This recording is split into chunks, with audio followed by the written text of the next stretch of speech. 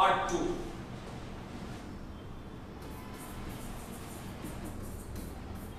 Micro economics 11th commerce and humanities का ये 7th chapter है, माइक्रो इकोनॉमिक्स 11th जो ह्यूमैनिटीज एंड कॉमर्स का। इसमें लास्ट में हमने जो डिस्कस किया था वो total revenue, average revenue and marginal revenue. मैंने मार्जिनल रेवेन्यू का एक एग्जांपल जो है वो सेट करके आपको समझाया था। And before we proceed further मैं ये आपको स्पेसिफाई कर दूं कि भाई ये मेरे चैनल में एक जो management and commerce for everyone का पूरा सीरीज है, उसमें मैं कंपनी की केस स्टडी डालता रहूँगा, तो आपको उसमें भी स्टूडेंट को नॉलेज मिलेगा, प्रैक्टिकल नॉलेज बेस्ड मेरा थिंकिंग है। एंड जो भी बिजनेस के या कंपनी के केस स्टडी होंगे वो सब उसमें सीरीज में आएंगे, और ये कंटेंट जो है, कंटेंट का भी मैं मेरे चैनल में अपलोड करता जाऊंगा, सो दैट कि स्टूडेंट को जो है वो दोनों तरफ से बेनिफिट मिले and they can digest theoretical knowledge with the practical examples and particular case studies. Okay, so without wasting much more time, we are going to proceed. Concept of revenue में last हमने discuss किया था कि total revenue किस तरह से होता है, average revenue किस तरह से होता है, and हमने देखा था कि average revenue किस तरह से decision लेने में helpful होता है कि say for example average revenue is equal to total revenue divided by quantity units। Okay, ये एक सिंपल फॉर्मूला है एवरेज रेवेन्यू फाइंड आउट करने का। अब से फॉर एग्जांपल कि टोटल रेवेन्यू अगर से फॉर एग्जांपल 10,000 है, ओके, एंड यूनिट्स जो है वो 100 है, ओके, तो एवरेज रेवेन्यू 1000 आया है, 1000 रुपीस। तो ये 1000 रुपीस एवरेज रेवेन्यू हेल्प कहाँ पे करेगा ये फाइंड आउट करके, how we are getting the benefit. So first of all, whenever any particular person is going to sell out अब ह्यूज क्वांटिटी में, अगर आप मार्केट में जाते हो सेल करने के लिए, तो आप जो है आप मैक्सिमम पॉसिबल सेल्स करने का टारगेट रखते हो। सेल्स करके तुम्हें रेवेन्यू जनरेट करना है, सामने वाला जो है उसको भी बेनिफिट चाहिए, तो वो परचेज पे बेनिफिट चाहिए, तो वो क्या बोलेगा कि भाई मैं इतना क्वांटिटी परचेस कर लूंगा, लेकिन मुझे थोड़ा इतना प्राइस कम कर दो। Okay, so if you have this idea कि एवरेज रेवेन्यू तुम्हारा 1000 रुपीस का है, तभी जाके आप डील कर पाओगे कि भाई 1100 में फाइनल करना है, 1150 में फाइनल करना है। अगर ह्यूज क्वांटिटी, बल्क क्वांटिटी में गुड्स लेता है, पूरे 1 महीने का टारगेट जो है वो यही एक कस्टमर पहले ही दिन कवर करने के लिए तैयार है, ओके, तो इसको एट द एंड 1050 में भी बेच सकते हैं। समझ में आया? तो ये टारगेट एक दिमाग में आए, because of that reason the average revenue is most important to calculate. Okay, उसके बाद हमने मार्जिनल रेवेन्यू का देखा था कि मार्जिनल रेवेन्यू कैसे हेल्पफुल होता है, मार्जिनल रेवेन्यू इंक्रीज कैसे होता है, वो भी मैंने लास्ट वीडियो में एक्सप्लेन कर दिया। ओके, अब यहाँ पे क्या है कि कभी-कभी स्टूडेंट ने मुझे डाउट पूछा था, because of that reason I would like to discuss this कि कभी-कभी एग्जाम में क्या होता है 5, 8 इस तरह से आपको एग्जाम्पल दे देते हैं कि भाई नंबर ऑफ यूनिट्स, तो नंबर ऑफ यूनिट्स जो है उसमें 1 2 3 4 5 उसके बाद डायरेक्टली 8। ओके,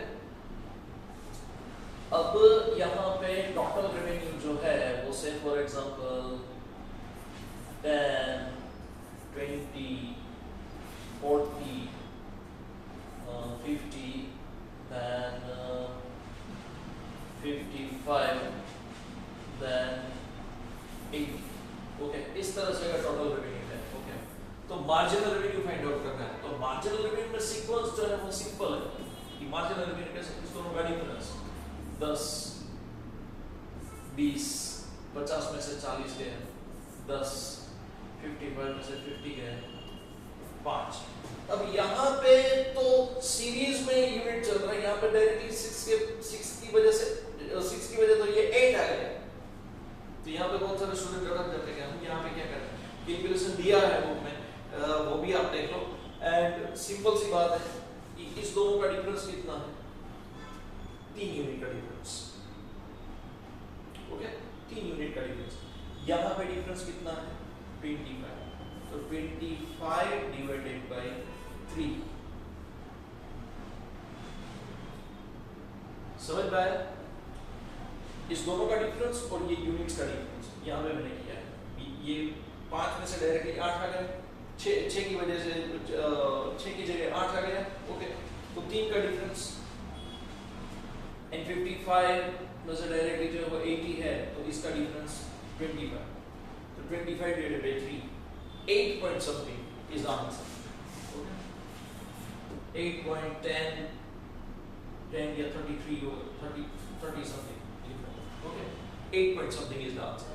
तो इस तरह से आपको ये फाइंड आउट करना है। समझ में? तो ये मार्जिन करेंगे।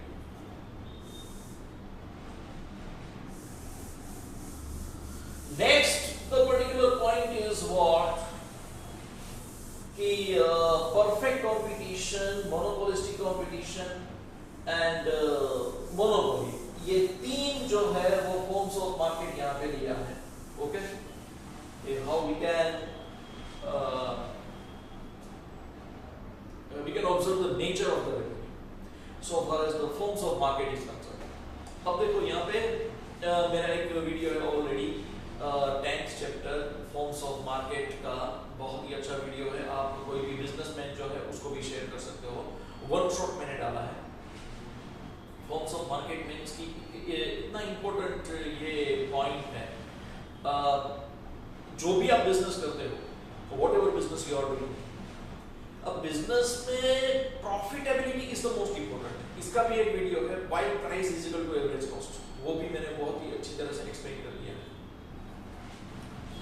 तो जो भी रिटेल शॉप है, रिटेल शॉप में जनरली क्या होता है कि कंप्लेन करते हैं बहुत सारे व्यापारी कि भाई कितना भी कमाओ अभी कुछ दिखता नहीं है। समझ में? महंगाई बढ़ गई है, हो गए वो गए। ऐसा नहीं है, क्यों? आपके बिजनेस में नॉर्मल प्रॉफिट है। आपके बिजनेस में नॉर्मल प्रॉफिट है, और नॉर्मल प्रॉफिट की वजह से ये होता है। अब नॉर्मल प्रॉफिट क्यों है? क्योंकि आपका बिजनेस जो है वो परफेक्ट कंपटीशन में। आपका बिजनेस किसमें है? Perfect competition. अब परफेक्ट कंपटीशन में अगर आप बिजनेस रखते हो तो डैम श्योर कि नॉर्मल प्रॉफिट ही होगा। और नॉर्मल प्रॉफिट में सिर्फ और सिर्फ क्या होता है? चलता रहता है। आपका बिजनेस जो चलता रहता है, बस खर्चे निकलते हैं। समझ में आया? And by keeping that in view, वो they can not find out the way कि क्या चेंज करो, क्या करो। फिर बोलते हैं कि सबकी लाइफ ऐसे चल रही है, मेरी लाइफ भी ऐसे ही चलेगी। Likewise they are thinking, but they don't know the forms of market की वो जो है वो परफेक्ट कंपटीशन की सिचुएशन में। तो वो वाला जो वीडियो जो है वो आप देखना, शेयर भी करना, ओके, ताकि बहुत सारे लोगों को जो है वो पता चले कि फॉर्म्स ऑफ मार्केट के हिसाब से बिजनेस जो है वो फ्रेम होता है, और उस हिसाब से पूरा का पूरा प्रॉफिटेबिलिटी डिजाइन होता है बिजनेस में। नॉर्मल प्रॉफिट की वजह से क्या है कि तुम्हारा बिजनेस जो है वो price is equal to average cost में रहेगा। समझ में आया?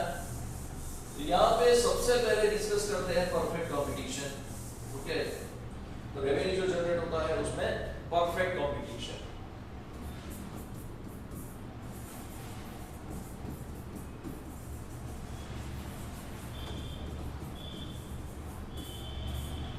तो परफेक्ट कंपटीशन क्या है? Features of perfect competition: many sellers, many buyers.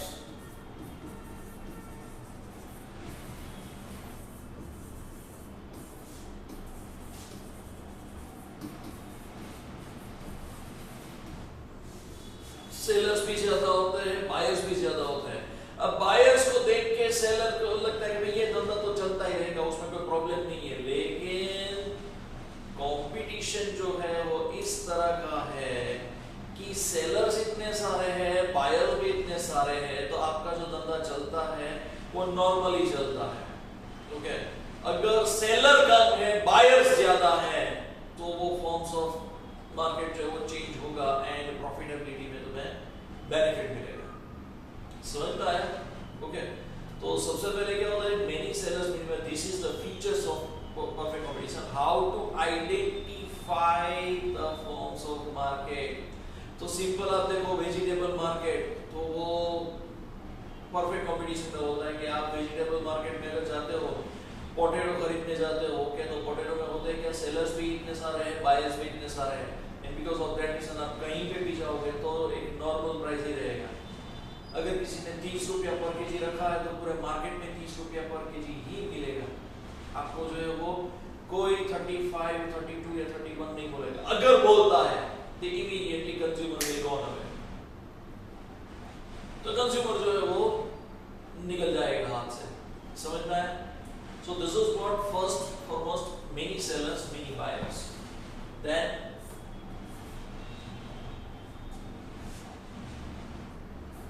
no product differentiation.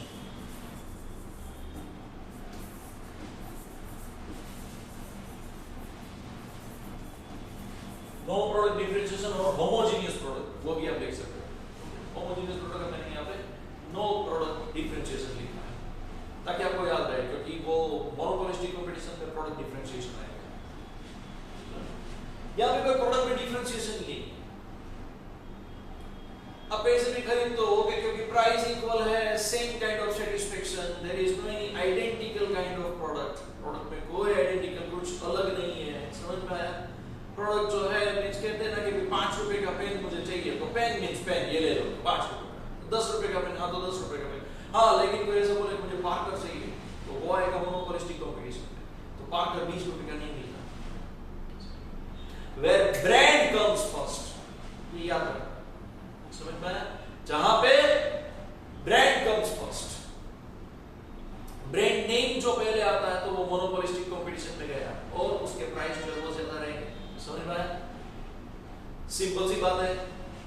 अब कोई भी एग्जांपल ले लो, ओके, सिंपल सेविंग क्रीम जो जनरल जो आता है तो वो 15-20 रुपए में भी लोकल मार्केट में बहुत सारे मिलते हैं, हमारे गुजरात में भी बहुत सारे मिलते हैं, आपको भी आउट ऑफ स्टेट में भी कहीं पे भी लोकल में अगर मैन्युफैक्चरिंग है दिल्ली वगैरह में जरूर मिल जाएंगे लोकल में। लेकिन अगर आप जाके बोलते हो मुझे जिलेट चाहिए, जिलेट सेविंग क्रीम, तो ब्रांड कम्स फर्स्ट। अब उसका और इसका प्राइस देखो, वो अगर लोकल शायद 20 रुपए में मिलता है तो ये जिलेट जो है वो 60+ रुपीस में आएगा। Is that clear? So this is what the difference is. तो perfect competition जो है, perfect competition ऐसा होता है, differentiation नहीं है। अब differentiation brand कब आएगा? जब differentiation होगा तब brand होगा, समझ में आया? अब brand name से क्यों product demand करोगे? क्यों? क्योंकि वो जो है वो product में differentiation है। So products are homogeneous in nature. There is no any identical kind of features in the product.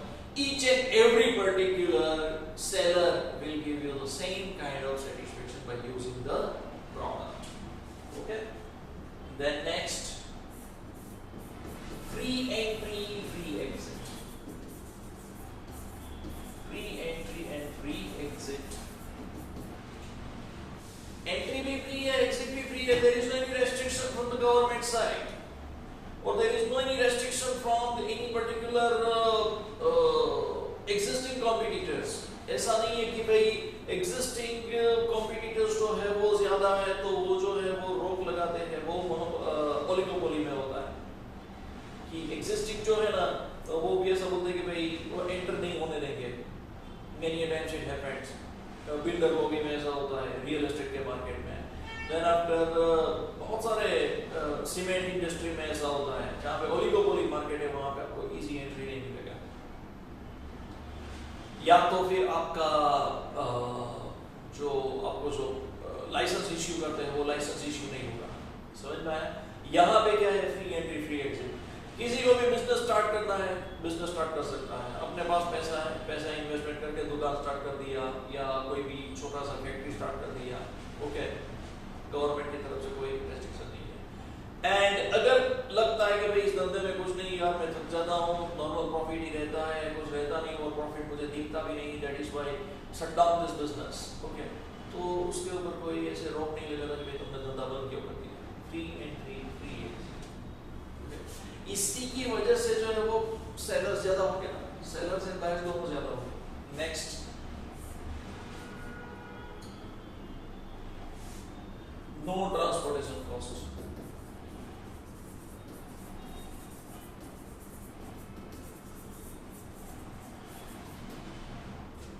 No transportation cost. No transportation cost means यहाँ पे क्या कि अगर तुम्हारा जो है वो सेलर्स ज्यादा है, मार्केट में स्प्रेड हो चुके हैं, ओके, तो होता है क्या, ट्रांसपोर्टेशन कॉस्ट मींस ऐसा नहीं कि भाई कोई भाड़ा नहीं देना पड़ता, ये वो है, it's not like no transportation cost means what, that sellers are many, that is why extra transportation cost आपको नहीं लगेगा। extra means what, that beyond a particular distance there are some transportation costs are going to be levied। अब ये perfect competition में situation ही कैसा होता है, everywhere the price of the products are the same,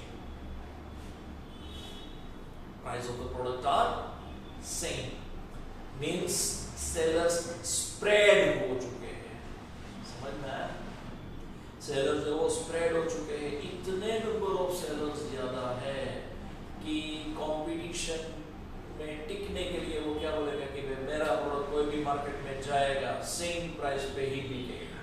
जैसे कि अगर आप अहमदाबाद से परचेस करो, अगर आप राजस्थान से परचेस करो, ओके, तो वो क्या होगा कि भाई प्राइसेस आर द सेम। तो जब कंपटीशन बढ़ता है शुरू में तो क्या होता है कि प्रोडक्ट डिफरेंसेस, उसके बाद इतना कंपटीशन बढ़ जाता है तो उसमें टिकने के लिए वो नया सोचते हैं, वो बोलते हैं क्या कि भाई हमारे प्रोडक्ट प्राइस में कहीं पे डिफरेंस नहीं होगा, so you don't bother for that. Customer के लिए यहाँ से भी खरीदे वहाँ से भी खरीदे, prices are the same, that is why आपका कस्टमर जो दूसरे मार्केट में जाके परचेज नहीं करेगा, means no transportation cost in these. Then no advertisement cost or no marketing cost।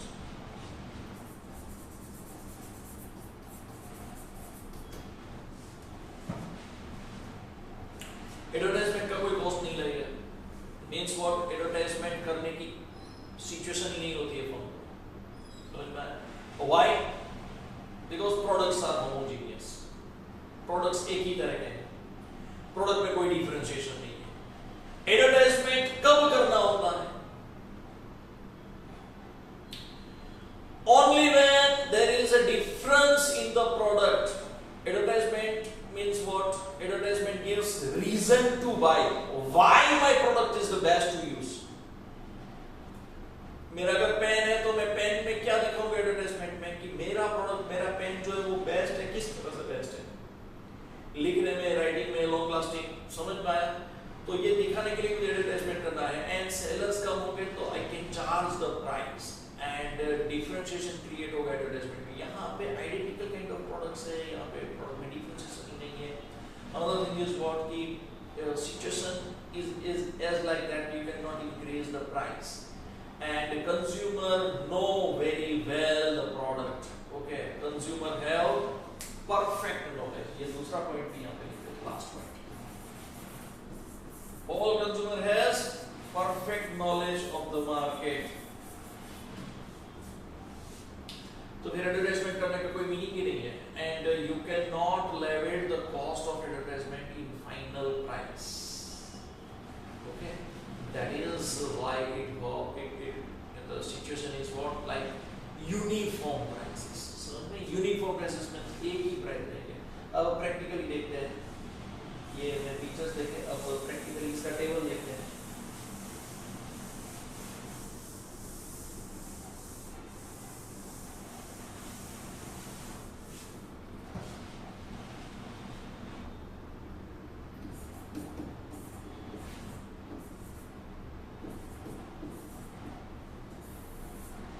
चाहिए नहीं, okay, 20, 30, 40, 50, 60, this is the total revenue, TR, okay, TR increases 10, 20, 30, 40, 50, 60 and marginal revenue, MR, 10, 10, 10, 10, 10, price देखो, price 10, 10, 10।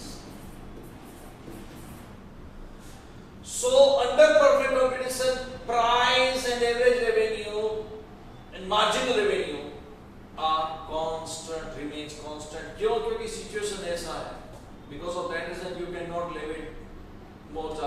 है, you can not increase the price. अब price ही आप increase नहीं कर पाओगे तो प्रॉफिट तो नॉर्मल ही रहेगा। ओके, तो डायग्राम हमारा कैसा रहेगा, simple straight line parallel to X axis.